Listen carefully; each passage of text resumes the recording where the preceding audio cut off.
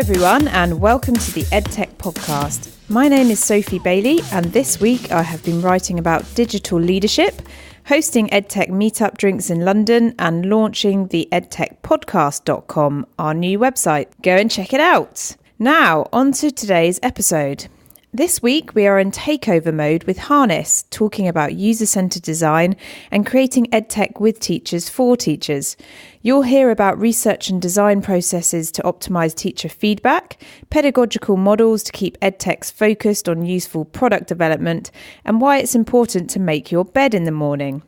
First up, here's Nihal Salar, Marketing Director at Harness, to give us the background on what Unio by Harness actually is. Unio is an interactive lesson delivery and formative assessment tool which was designed both with and for teachers in order to make it easier to manage mixed ability classes. Unio gives teachers a real-time insight into their students' understanding of a lesson and the tools to provide targeted one-to-one support that moves student learning forward. Unio is meant to be used in classrooms where you have one-to-one devices, or as some of our schools who currently use Unio do, in an ICT suite. Thanks, Nihal. Who else will you hear from in this episode? Teachers Diljit Hardy and Buki Youssef. I think the first thing that really attracted me to it was the key sort of sentence, shape a new product. So I think so often teachers get given these products, either the school buys them in or somebody's come to show you a particular thing, and we're very much what people who make it want it to be, and it's not really always suited to what we want. If you've got school members who think, okay, I've got the time to actually try out, say, software, where do they go? And I'm not even sure that I have a clear answer to that right now either. And I think that's part of the issue that we're encountering right now. Investor Pierre-Antoine Olmo. So there is a balance between enthusiasm, energy, and also the reality of the classroom. And this is this learning process that I think investors, entrepreneurs, all stakeholders should take together. And last but not least, Mark Anderson, ICT evangelist and former school senior leader. In the world of edtech, nothing comes easy. And so you do need to have that resilience and grit and what have you, but you also need to sweat the small stuff. Thanks, Mark. This takeover episode is all about engaging teachers in edtech development. If you're a teacher, ICT coordinator or senior school leader listening in and you'd also like to be involved, you can email Nihal, that's NIHAL .salah, that's SALAH at uniobyharness.com or tweet at uniobyharness. And you can also sign up for a free trial to check out what you think before you feedback at www.uniobyharness.com. Have a great week, everyone, and see you back next time for a live recording from London EdTech Week on the topic of how can EdTech drive school improvement. Yay!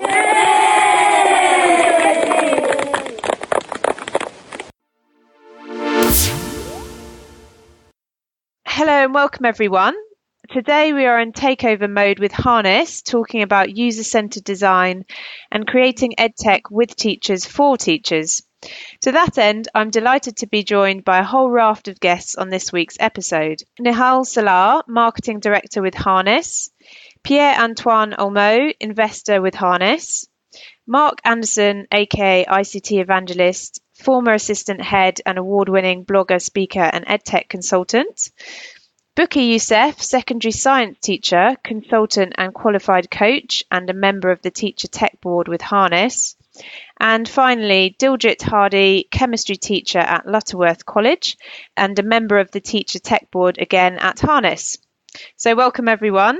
Hello. Hi, Sophie. So today we'll be looking at everything from how investment and growth plans influence edtech design to the good and the bad, to how teachers share information on practical edtech.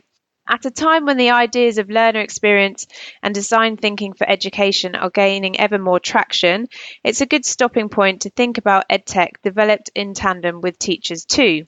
So let's turn now to the all-important part of this process, which is teachers. Teachers are famously very time poor and very focused on their students.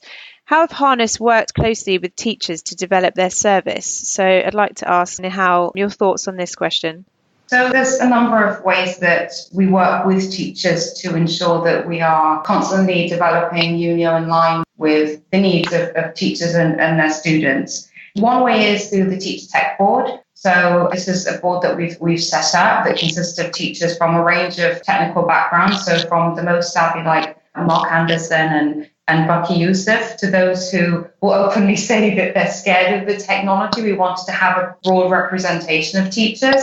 And the board meets several times a year. We discuss best practices in embedding technology in teaching and learning. We also discuss our thoughts on product development with the teachers on the board. And essentially, they give us the sign-off, really. If the teachers don't think it's a worthwhile feature or functionality to add in, it doesn't go into the product. The second way is through our pilot school program. So we run an extensive pilot school program across the UK.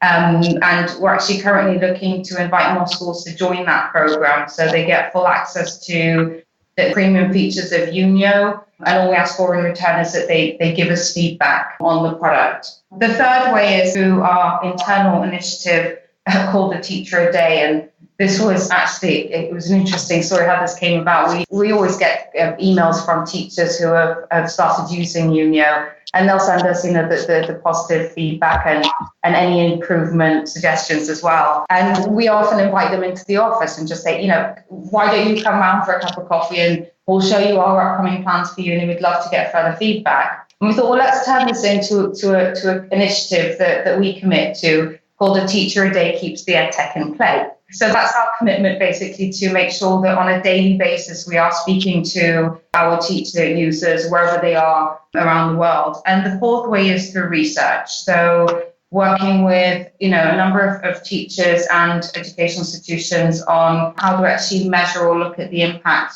of using Unio in the classroom. And again, we find it's absolutely fundamental that we work with schools, teachers, senior leaders on this sort of research on an ongoing basis, really. So, and that does tie into the pilot school program. So those are the four key ways. So Nihal, I spoke about this previously. You talked about using the agile development process to kind of really refine this. So I was quite interested in the actual mechanics of how you go about your product development and taking some of that feedback and putting it back into what you're developing. Yeah. So at Harness, we take an agile approach to our development. So that means that our development process runs in 2-week sprints or cycles. This is important because it allows us to take feedback from teachers on board and make very rapid iterations to the product, and then go back and show those changes in the product to the teachers and get further feedback on it. So that's our formal development process, but informally there are a number of other things that we do. We're always in contact with teachers, and for example, with Mark Anderson, when we first met, I reached out to him and asked if he would have a look at Unio and give us some feedback. And during our first call, it was not what I was typically used to in terms of, a consultancy session with a client, but rather Mark took the time to teach me. And he pulled up Unio on the Skype call and used the whiteboard on Unio to explain the TPAC and summer models to me. And that was the beginning of building a really solid relationship with Mark, who's until today continued to be incredibly supportive and helpful, and who I would consider a friend as well. So I think it's a combination of that formal agile development process, but also building very strong and solid relationships with the teachers that we work with. So we're very privileged in these times of the summer holidays to welcome some teachers. So I'd like to move to those teachers now. First up, welcome Diljit. Hi, thank you. Hello. So my understanding is you were used as one of the pilot schools, so the college where you work, working with Unio in this process of user-led design. So I just wondered if you could talk to us about how you came to work with Harness on Unio and what that's meant for the practical outcome of how you use that in the classroom as well. Yeah, I think the first thing that really attracted me to it was the key sort of sentence, shape a new product. So I think so often teachers get given these products, either the school buys them in or somebody's come to show you a particular thing, and they're very much what people who make it want it to be. And it's not really always suited to what we want. So having this ability to shape a new product, that's what really got me interested. because I thought it'd be great to actually try out things and think, actually, this doesn't work. And actually being able to get back to them and say, well, actually, could you change this? Or could we actually take this a little bit further? And that's why I really got involved. Getting it on board at school, that was a different matter, because their key issues were, we don't want it on our system, we don't want it to do this, that and the other. So actually the fact that it was web-based meant that I could actually go ahead and try it. That's very interesting. And so you almost became like a sort of hub in the middle, so communicating with the Harness team, communicating internally within the school. How did you find that process as well? I think once we sort of got everything going, it was quite good, because once school agreed that, yes, it was okay to test, Unio came in, they showed me how to use the product. And, with other companies, we've been there before, really, at that point. So I then went away and developed my first sort of lesson. And I think for me, the key thing there was I didn't have to come up with a new lesson, because if I'd have had to do that, I don't think I would have done it. I've been teaching for over 25 years, so I have a real bank of lessons that I want to use, and I know what works, what doesn't. So I don't want to start from scratch.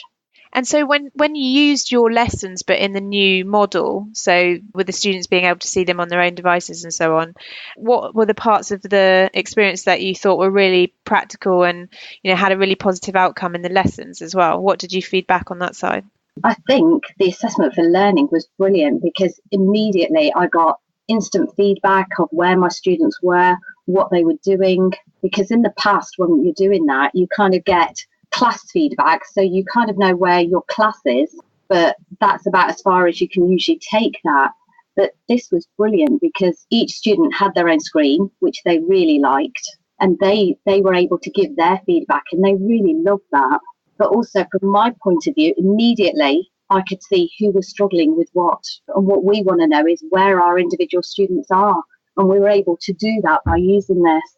And so how long was the pilot project as well? Oh, I've been working on it for quite a while. I think probably about January. So that's ongoing as we speak? Yeah. And what were some of the areas where you said, actually, could you develop this? And you fed back and saw that process work through into the next iteration of the product? I think one of the first things was that the students weren't able to keep a copy of their annotated screens. And so what we were doing at that time was either taking a screenshot, or I was producing sort of like a summary sheet where they kind of wrote a summary of what they'd learnt. And what we really wanted was for them to be able to go back and actually see that, keep their PowerPoints, and be able to come back to them. And that was great, because once they've developed that, it's just a whole lot more meaningful for us and the students, because they've got that work then forever. Very interesting. Thank you very much. Moving to Bookie as well. So one question I had was, there are so many companies out there, and I know that, for example, whether it's Dilgit or yourself or Mark, you're sort of probably constantly getting asked to review and pilot different products, or, get on board or join advisory boards and that kind of thing. So I just wondered what it was about working with Harness, how you came to be involved, and what prompted you to get involved in a more extensive way. Okay, well, I came on board towards the end of the academic year, so I was in a time and place which actually could be involved more extensively than I would normally be. I think there are a number of key things. And the first thing that actually struck me was the fact that this was a company that really was not just interested about the software, but they just wanted to make a resource that would aid the teaching and learning, and teachers are the focus of what they're actually trying to produce. And this is in direct contrast to some organisations I've actually been involved with, where you can see, as Dilgit said, their main concern is the product, the utilisation of it and selling it, whether it fits your educational needs or not. By Harness are complete opposite this, and it's a strange thing to say, but having met the team, they are a team that have actually got heart. They are passionate and truly believe in what they're actually trying to do. And that comes across in the feedback that you receive, and actually, being open and honest about making sure that the product actually works in the best way. And another reason I got involved was the fact that this is a real opportunity to support and take flipped learning to the next level, where you can enable students to work more independently than they normally would, and actually have live in-lesson feedback to actually move their learning and therefore progress on. I'd also be interested to know from your perspective, having worked with lots of different edtech companies, sort of how many take on positive or negative feedback from educators.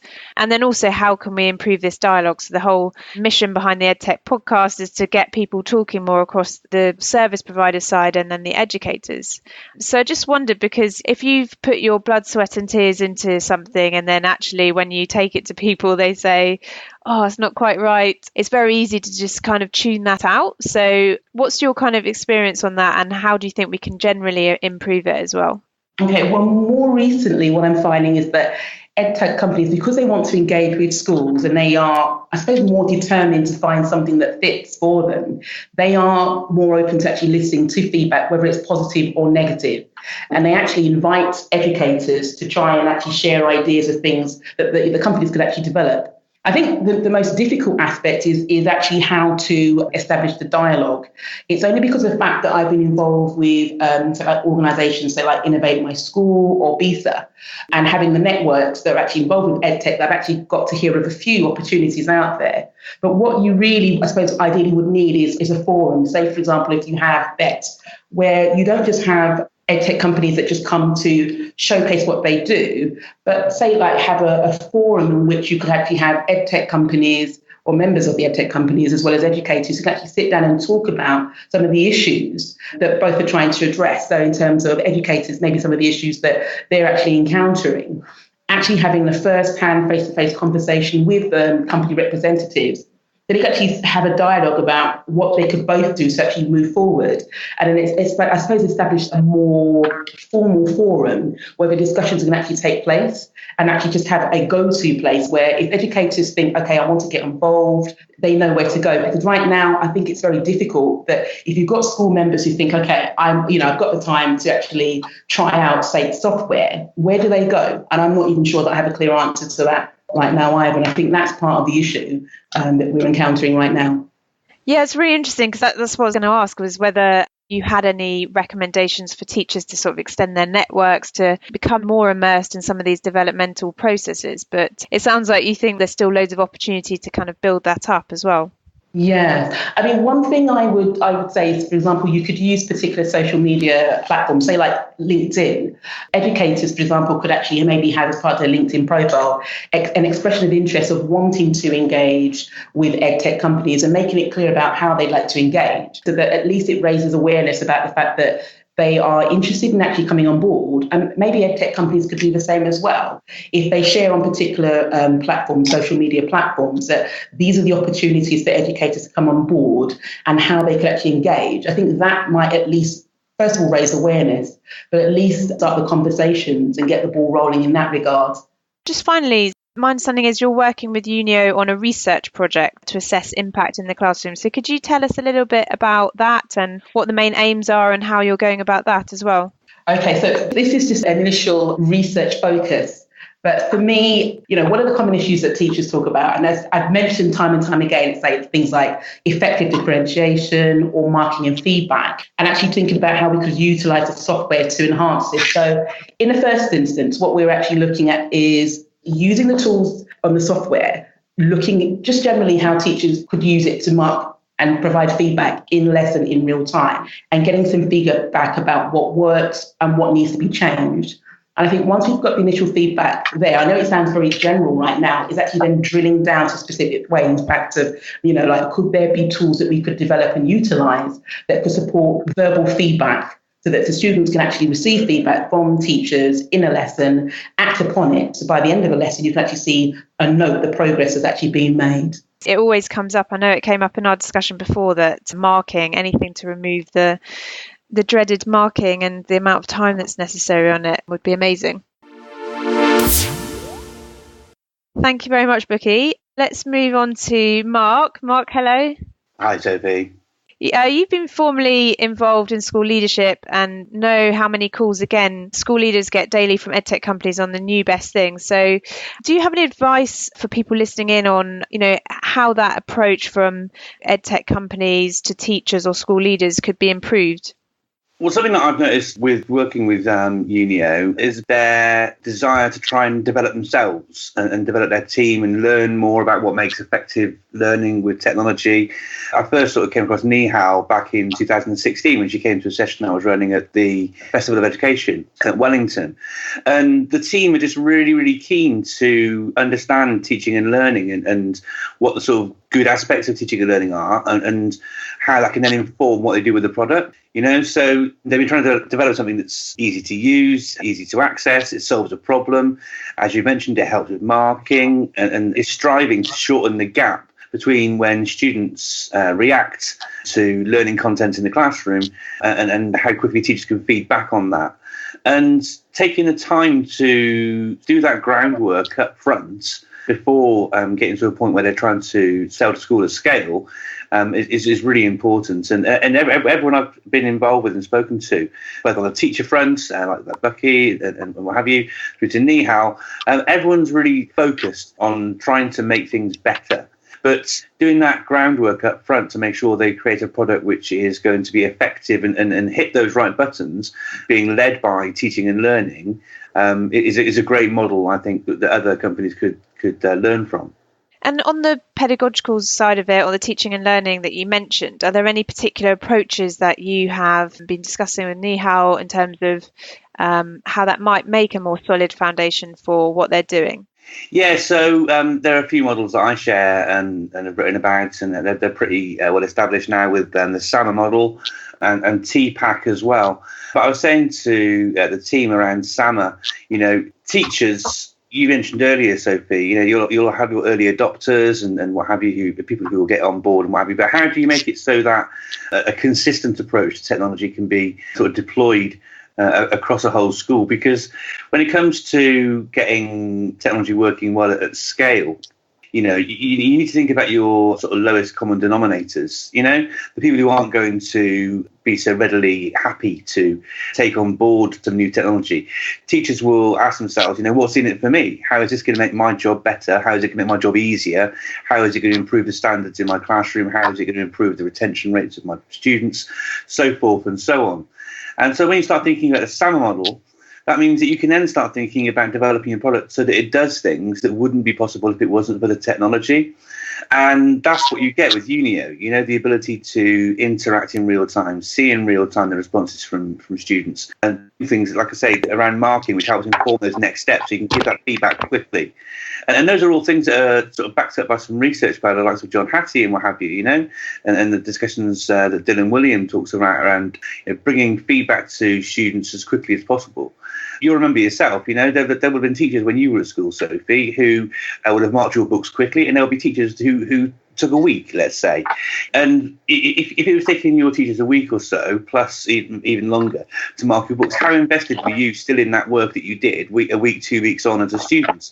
You won't have been. And so using modern methods and shortening that gap and getting that feedback to the students on the work that they're doing, the learning that's taking place as quickly as possible, using strategies and techniques that wouldn't be possible if it wasn't for the technology, are ways in which you can bring on board all those teachers so you get a consistent experience across the whole of your school, which is only great for the kids, which is what you want.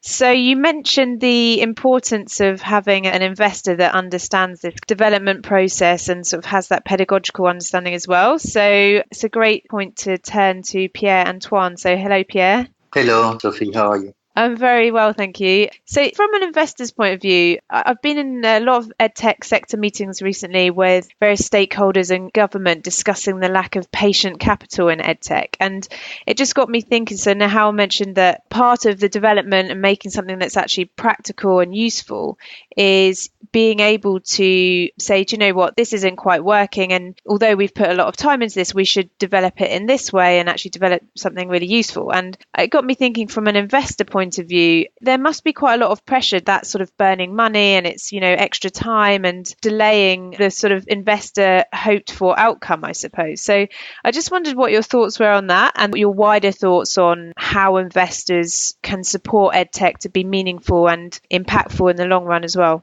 The first one regarding the patient capital, I think we need to think also of investment in education as a learning process. it's very recent that we can even think of investing in education. Education has for a long time been considered as a public good. It still is. But as a public good, it was almost closed to any private investors except higher education or except not formal education. So education per se, for a long time, was not open to investors. And investors were dragged in by inspired entrepreneurs. And so they need to learn what education is about. And sometimes the entrepreneur themselves are not patient enough to teach them and are not patient enough to understand what education is about in global. And I think that when we are talking of the edtech movement, sometimes we just forget that ed means education. And I like more the word education startup than edtech startups. I still believe that technology is part of the game, but has always been. But the main objective is to change and to transform education. So you're right. It takes time. Sometimes the ministers, the government discussion that you go to, they have also a peculiar way of thinking of time. I mean, for them, changing is not a matter of days or years. It's more a matter of decades. And I am not sure that we have this amount of time. So we are all in a hurry to change. The only thing is that investors, entrepreneurs, teachers, families, they all need to agree on a process to change. And it's not your urgency that makes the change happen, but it's also not your inertia that will make the change happen. So there is a balance between enthusiasm, energy, and also the reality of the classroom. And this is this learning process that I think investors, entrepreneurs, all stakeholders should take together. And this is what I think we are intending to do with Harness. Yeah, I noticed in reading around some of your work and your wider work in open learning and MOOCs that you have a very collaborative approach to education development. And so I can sort of see the influence that must have had on your approach to investing. One of my questions looking at investing in edtech more broadly is to what extent investors have been responsible for distorting the edtech available to teachers and whether that's fair or unfair. So, for example, when there's a model that works quite well, so for example, some of the learning management systems that are out there, there's quite a trend towards investing in similar products and perhaps creating a homogenized landscape of products that are available. So I just wondered if you see that as well, or if you see that there's an alternative way to thinking about investing and creating a diversity of offerings out there for teachers as well. Okay, first of all, I think the first thing investors have been responsible for, they have been responsible for creating the edtech movement. Not alone, but instead of distorting it, they have made it possible in a way.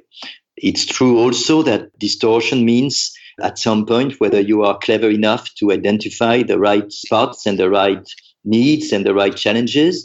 And this is, again, a joint effort and a joint design effort of all along the value chain. What I think is that it's not because you have an LMS that works that you are not allowed to invest in more LMS. I mean, just like when you have a textbook, you are also allowed to invest in more textbooks if you believe that you can make it better. The key thing is, do you have a sound analysis of the needs? Do you have a clear understanding of the challenges?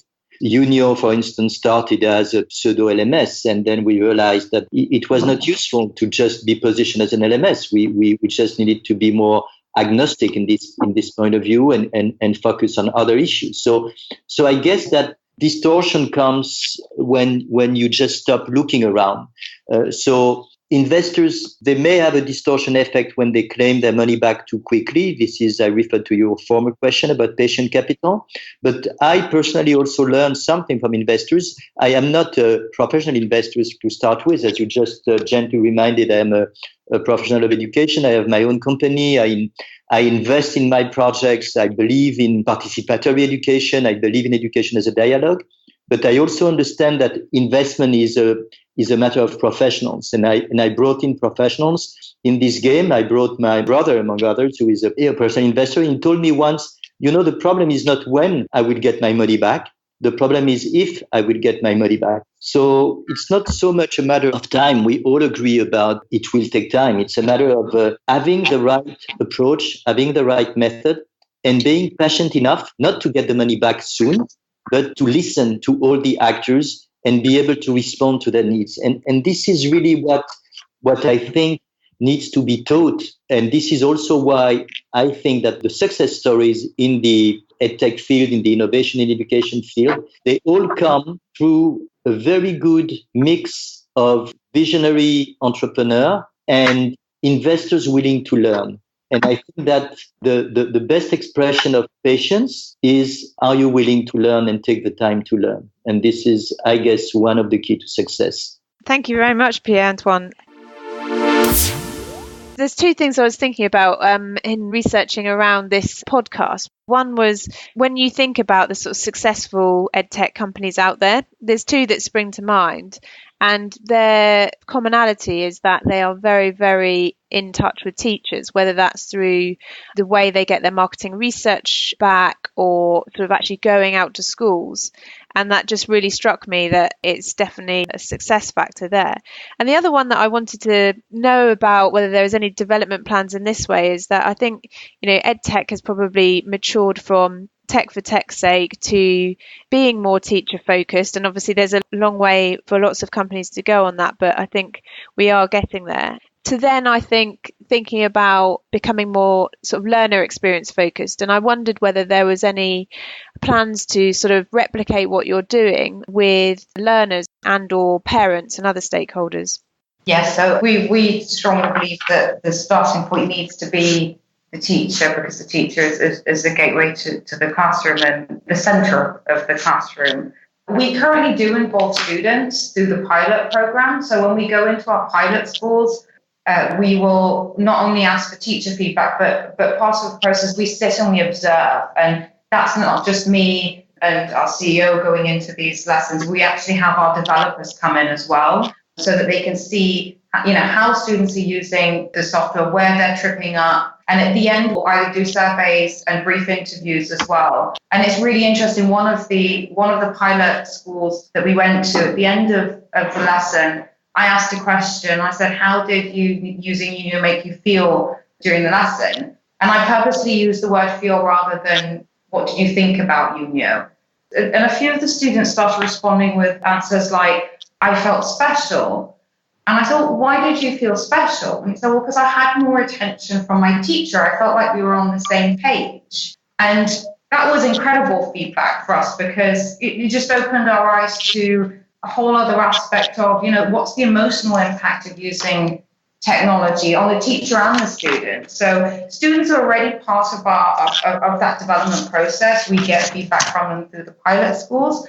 And moving forward, we would like to involve them more and more. And we'll probably come up with mechanisms similar to what we do with the Teacher Tech Board, but that's appropriate for students.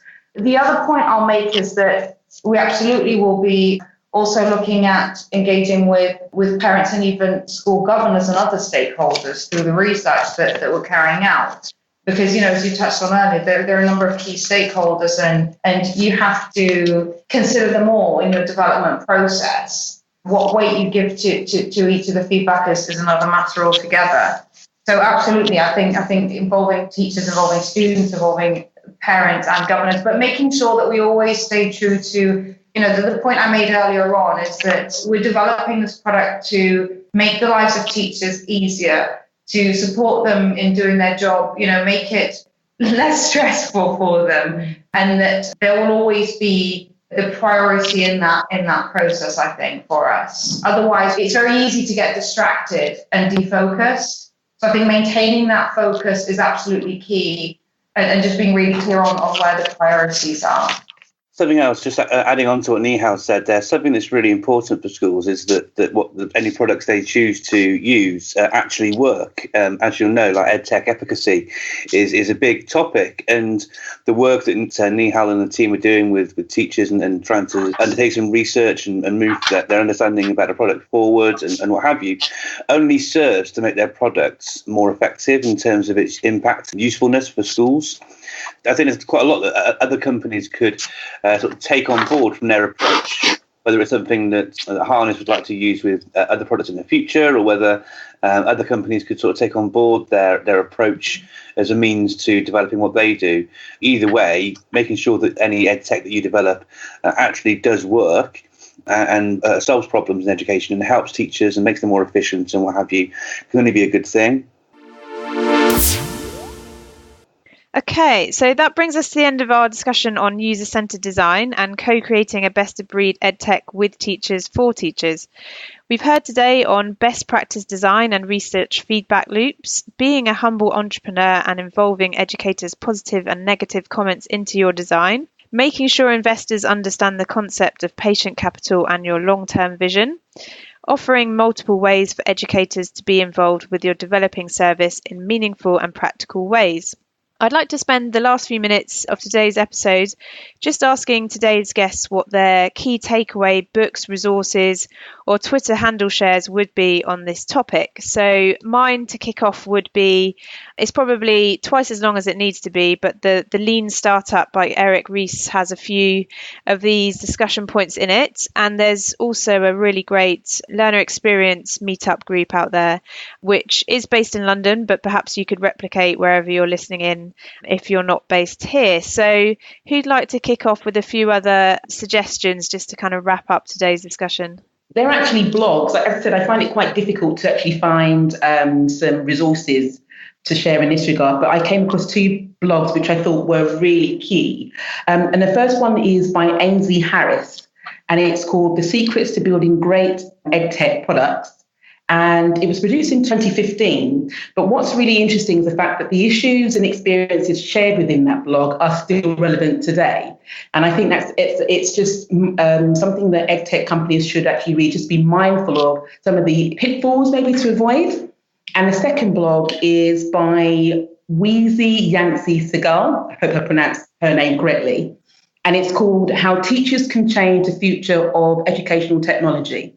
And it outlines ways in which educators can actually get involved with what edtech companies are trying to produce and give suggestions. So, for example, like maybe they could actually get involved with advisory positions of educational tech companies, maybe collaborate with or hire developers so they can actually create and build educational tools that they know would suit the needs of their school and maybe other schools as well, etc. So I think those two blogs are a great starting point, and also a great reference point for edtech companies, because they can see what do they do that mirrors what the advice is actually given, and what are the next steps they should actually undertake. Yeah, I definitely want to check out that second one. That sounds great. Anyone else? Yeah, I can make a few suggestions. So I was going to suggest the Lean Startup. You already mentioned that. The other one that I think is a really good one to read is If You Build It, Will They Come? 3 Steps to Test and Validate Any Market Opportunity. And again, that's very much about taking an agile approach to product development. Don't spend lots of money and time building something, assuming that your target audience will decide to use it. And then the other 2 resources that I would suggest, anyone who's one of the key things that we often talk about, educating the teachers on the tech, but I don't think we focus enough on educating the edtechers on the education. So when Mark, educated me on the work of John Hassey and Dylan William, it opened a whole world of possibilities and opportunities. So I would suggest anyone who's not necessarily from an education background is follow their work and educate yourself on those, definitely. Perfect. And did you have a few ways that people, teachers listening in, can also get involved with your product development as well? Absolutely. I mean, we are, like I said, inviting more schools to take part in our pilot school program.